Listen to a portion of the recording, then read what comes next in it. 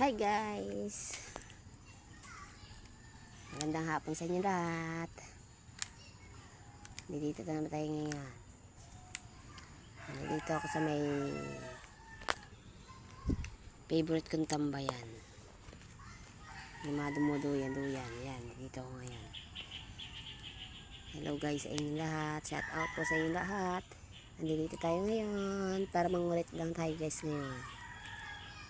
So guys, kahapon may ginawa yung turo ko po lang sa inyo at isi-share ko lang po sa inyo yung ginawa ng pinsan ko kasi nagpaayos po yung aking kapatid na lalaki.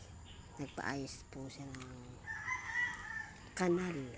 kanal po kasi pumapasok sa loob ng bahay niya yung tubig.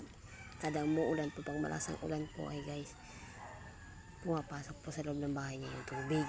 Kaya po kahapon pinaayos po niya yung mga kanal-kanal. Tingnan niyo yung ginawa niya, sobrang lalim naman. Talagang walang tagusan. Pakita ko sa inyo guys. Let's go.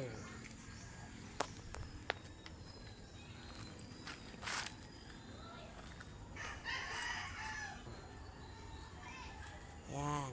O, diba? Diba guys? Ang lalim ng mga tagusan na yan. O, hanggang dun sa may baba. O, sobrang lalim yan guys. O, hindi lang yan. Dito pa sa likod ko. Marami pang hinukay yan. Ang lalalim ng hukay niyan. May may na-shoot ka na pa ang bata eh. Hindi nakita yung butas na hinukay na ganyan. Paglakad, shoot doon sa ilaan din siya sa loob. Na-shoot siya doon. Hindi mo guys, ano oh. Diba? Ang lalim. Walang tagusan yan. Oh. Walang tagusan yan. Tiyan, let's go. Dito tayo sa kabila. Oh, yan guys, oh. Diba? Oh. Yun. Ang ganda sa may tapat ng likod ng bahay ko guys. Diba? Ang ganda. Ang ganda ng ginawa niya guys.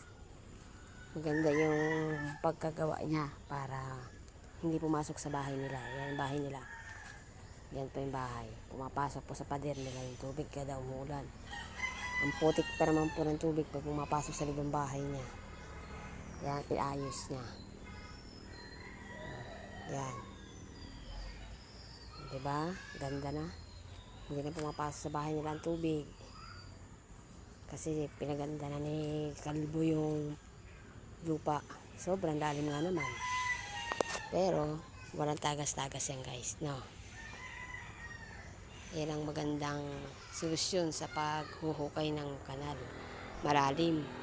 Para hindi umabot sa loob ng tubig. Hindi kung saan umaagos. Isang kanal lang. Yan.